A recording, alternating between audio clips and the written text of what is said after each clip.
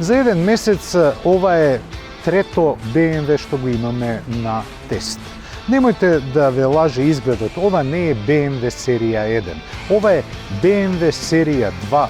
Првенствено разликата е во контурата. Предницата е и првиот дел на возилото, на каросеријата е како кај серија 1. Но има исто така една разлика што овој дизајнерски потег без рамка на прозорците е типично купеовски. Главна разлика со серија 1 е токму задниот дел. Тој е направен купеовски, па затоа го имаме и името BMW серија 2 Grand Coupe. Додека серија 1 е класичен хеджбек со 5 врати, Grand Coupe е вистинско купе, што го прави и најмало BMW кое има седан каросерија. Па затоа и просторот во багажникот не е многу голем, имаме некаде околу 420 литри на располагање, но тоа е сосема доволно да се собере багажник за, да кажеме, 4 лица. Динамичната линија не е само резултат на изгледот на стоп светлата, туку и на овој дискретен спойлер кој во оваа изведба со 3-цилиндарски турбобензински мотор и нема големо влијание. Најголемиот проблем кај овие компактни каросерии кои имаат купеовски амбиции е влагањето на задната клупа. Јас влегов без некои големи проблеми, гледате дека имам доволно простор за колениците, бидејќи моето возачко седиште е наместено во мојата возачка позиција, но немам простор за главата. Гледате дека јас морам некако да седам стуткан како бакшиш во висина за да можам да седнам некако нормално. Но ова не би било баш најпријатно на долги патувања. За кратки релации секако дека нема да има никаков проблем. Со седнувањето на возачкото седиште веднаш ви станува јасно дека во било кој модел и изведба на BMW во прв план е ергономијата и комфорот на возачот. Иако ова е возило базирано врз серијата 1, јас имам простор во сите смерови и удобност, но и мојата возачка позиција е онаква каква што сакам да биде. Иако не е од скапите BMW, оваа изведба ги има сите благодети кои ги има и во поголемите модели. Например, имаме избор на 3 модуси на возење. Автоматски менувач. Не е 8 степен, но доволни се 7 степени за менување во оваа изведба. А околу мене е познатата иконографија која ја гледа секој возач на BMW.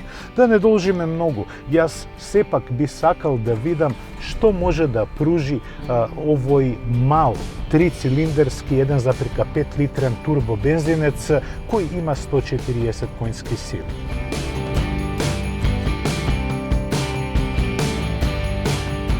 Престојот во кабината на BMW 2 Grand Coupe е исто како да се наоѓате во серијата 1. Ергономијата е таа што е силна страна на BMW. Но ова не е типичен BMW од неколку аспекти на гледање. Прво, има погон на предните тркала, што не е типично BMW-овски. Исто така има и мотор со 3 цилиндри, што исто така не е типично BMW-овски.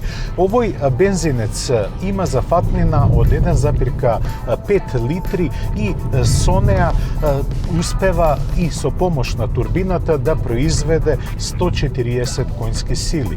Овој агрегат е ефективен и поради тоа се употребува и во англиската подружница на BMW наречена Mini. Баварскиот синобел пропелер сепак не ги остава работите на случај и ви дозволува да се забавувате малку повеќе иако го имате погонот на предните тркала. За да се добие барем привидно чувство на возење на задните тркала и на задната оска, BMW ја имплементира AGR технологијата. Што е впрочем таа?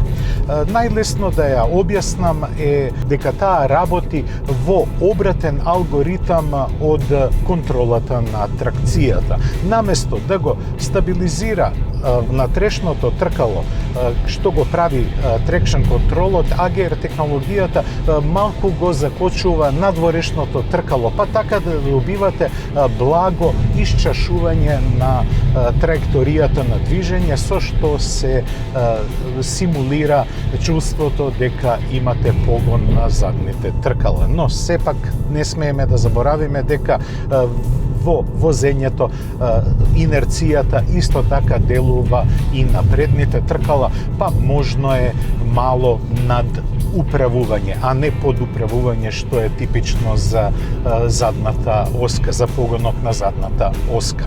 Она што ми се допаѓа кај Гранд Купето, покрај купеовската форма се и манирите кои ги има на патот. Тие се сосема добри и ви овозможуваат лесно возење, лежерно возење, но доколку сакате можете 7-степениот менувач да го погоните рачно и лесно да префрлате во преносите во плюс или во минус. Со тоа би добиле и на динамика на возењето. Мене ми се допаѓа и управувањето, иако не е типично BMW-овски, но ви дава вистинска представа каде се наоѓа автомобилот и каде ќе оди, бидејќи со него многу лесно ги командувате траекториите на движењето. Трицилиндричните мотори се познати по својата економичност. Дали беше по тоа?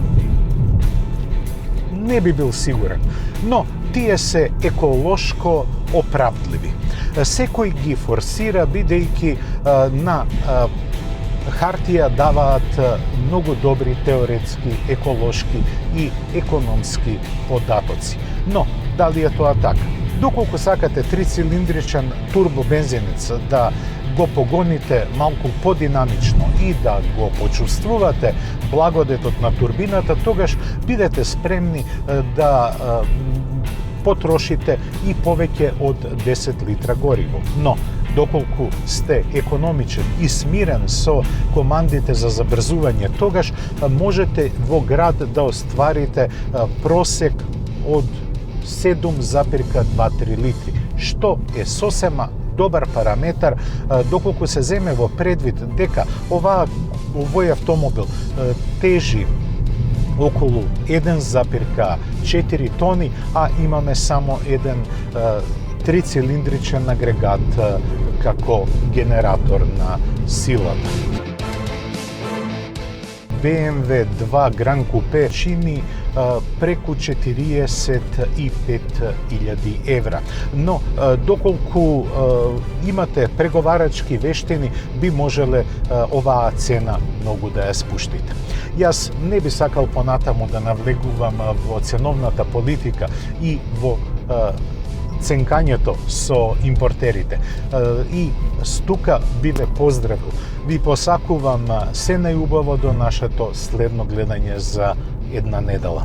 До гледање.